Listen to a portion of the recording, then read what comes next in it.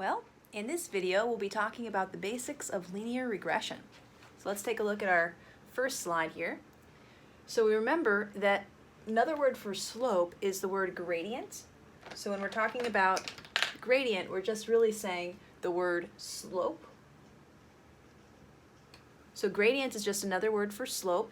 And so what I'd like to do is begin by considering these 2 points. So we have the first point, and it is 1, -3, and the second point is 4, -6.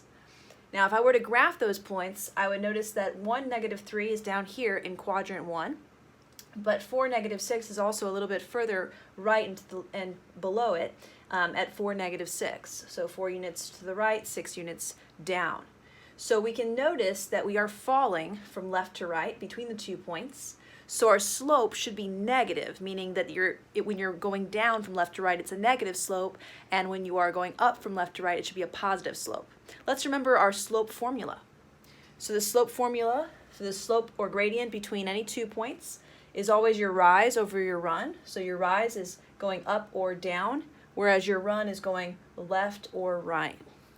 So to calculate the vertical elevation, you would have to subtract your 2 y values. Kind of like if I was saying that I started off at an elevation of 10 feet above the ground and I ended up at an elevation of 0, which means I'm on the ground. How many feet, that was in feet, how many feet did I actually go down? Well, I dropped by 10, 10 minus 0. In other words, we're subtracting our 2 y values, and similarly for the horizontal distance, we have to subtract x2 minus x1. So once again, the slope formula will always be y2 minus y1 over x2 minus x1. So here, plugging in our points, we had 1, -3 as our first point, so that's like x1, y1, and we had 4, -6 as our second point, so that's like x2 and y2. So if I wanted to calculate my slope, what would I do?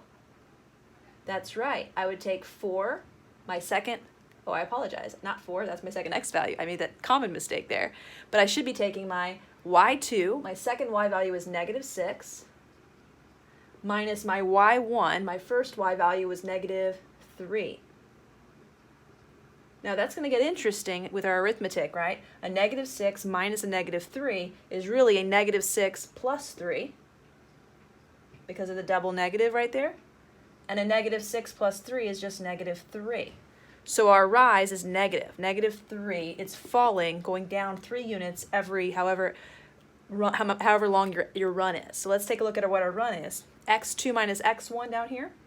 So we take 4, that's the correct value this time. 4 is x2, minus our first x value, which was 1. And 4 minus 1 is in fact 3, isn't it?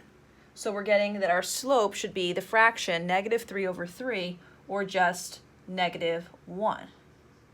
So to understand the slope of -1, that means every time you go down 3 units, you're going to the right 3 units. Or every time you go down 1 unit, you're going to the right 1 unit. So down 3 over 3 is the same as down 1 over 1. And our slope, we can see that apply in our situation here. We went down 3 and right 3. So if I went down 3 and right 3, you can see why that's our slope. But that's the same as going down 1 and right 1, down 1 and right 1, down 1 and right 1, and you land at the same place. So our simplified slope would be -1. Pause the video and see if you can find the slope in example 1. Find the slope between these 2 points, -5, -2, and 7, -6. All right, let's see how you did. Did you take y2 minus y1? It's always good to write your formula correctly, right?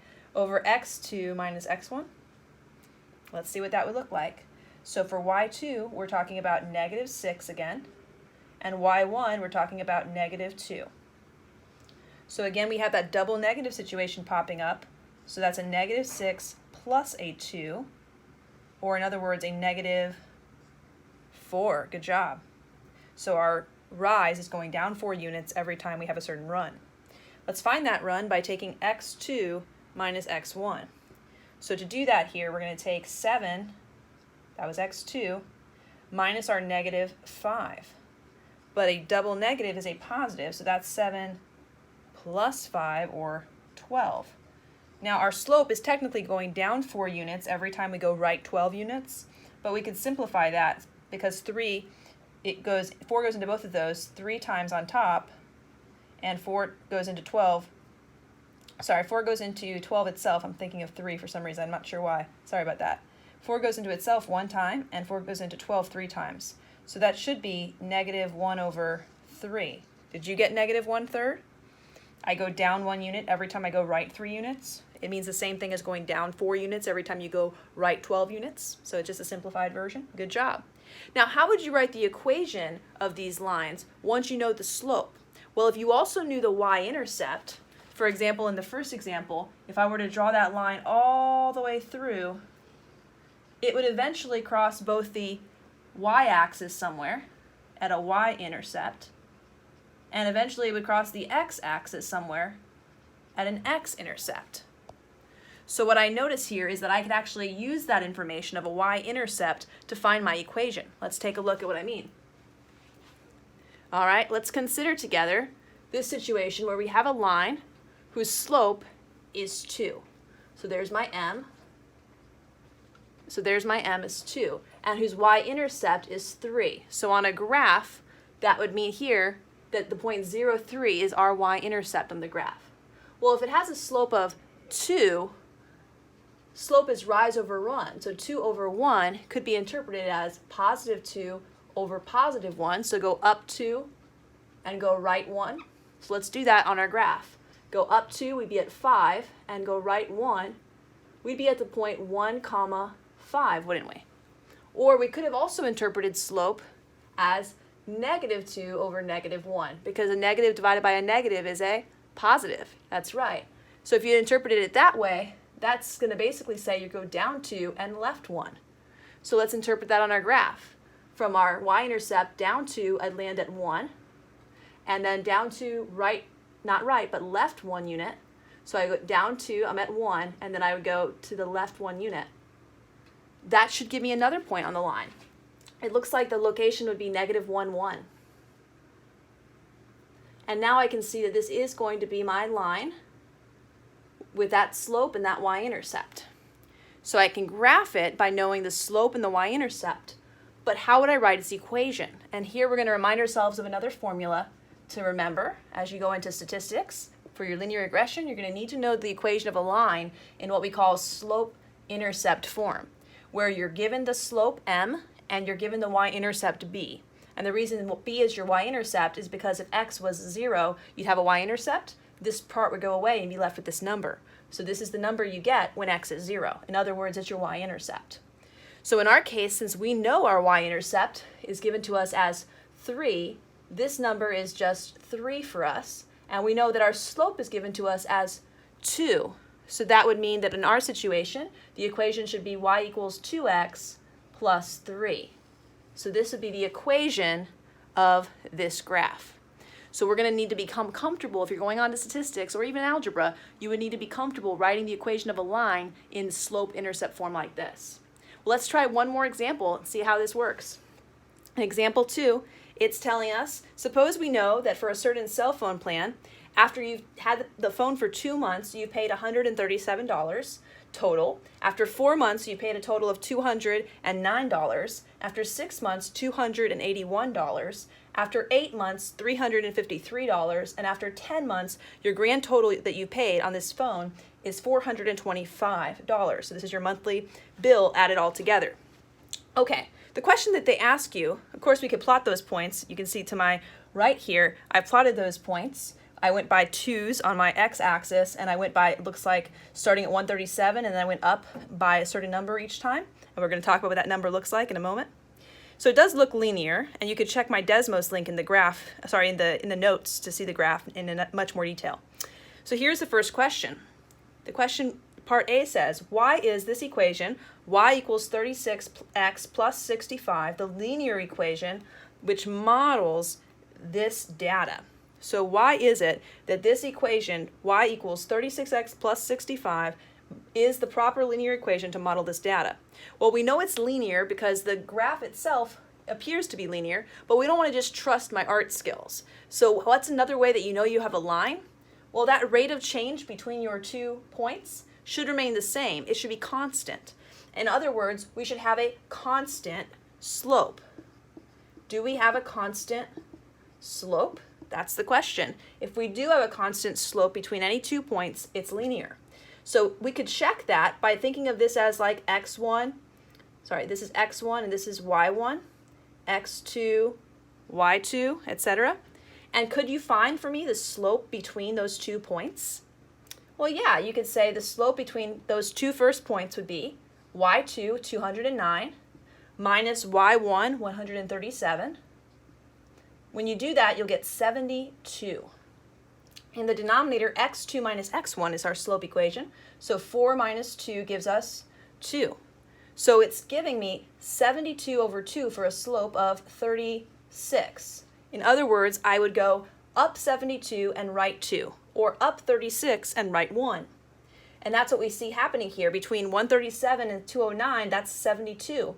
And again, 209 to 281, that's 72. And 281 to 353, 72. And 353 to 425, 72. So I keep rising by 72 and running by 2 each time. My slope is constant. So if I have a constant slope, we have a linear equation. Now, why is it the case that this is the equation and I don't even see 72 anywhere? Well, that's because my slope is actually 36. So isn't that where the slope goes? So because m was 36, that part makes sense. It's a constant slope, right? But what is this 65 talking about? Well, that should be your y-intercept according to our equation for y equals mx plus b. So 65 should be my y-intercept. B should be 65. But let's see if we understand what that would mean.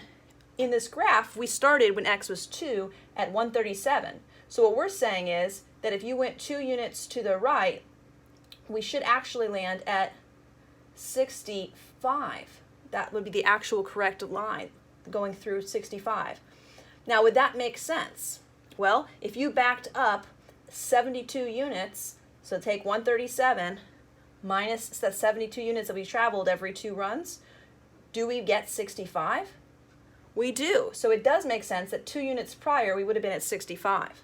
So we would have started off our cycle at 65, and that's going to be important for part B. Let's take a look at B. It says, what would the activation fee have been? Well, an activation fee is the amount that you pay originally, and since that's what we're starting at month 0, we would say that would be your y-intercept of $65. What about your monthly fee? Well, that's the amount you're going to pay more each month, and so if your slope is going up $36 every 1 month, that must be your monthly fee. That must be your slope, $36 per month. So you're adding an additional cost. Last question, find the total cost after 14 months. Well, that's the beauty of a model. Once you know that the model was y equals 36x plus 65, we don't have to just keep adding our slope 36 each time. We can actually use the model. So if x is the number of months that have gone by, now that means we're letting x be 14. So y would be 36 times 14 plus 65. Well, if you do 36 times 14, you're going to get 504. And if you add 504 with 65, your grand total here should be $569. And you can see that on the graph as well. If you had allowed yourself to go out to 14, way out yonder, that should be that location of $569 when x is 14 months, when 14 months have gone by. All right, so we've talked today in this video about how we can recognize that we have a line when the slope is constant, what the slope formula was, m equals your rise over run, y2 minus y1 over x2 minus x1. We also talked about how to write the equation of a line in slope-intercept form, y equals mx plus b, where b was your y-intercept and m was your slope. All right, so it's up to you now to practice because math is not a spectator sport. I'll see you soon.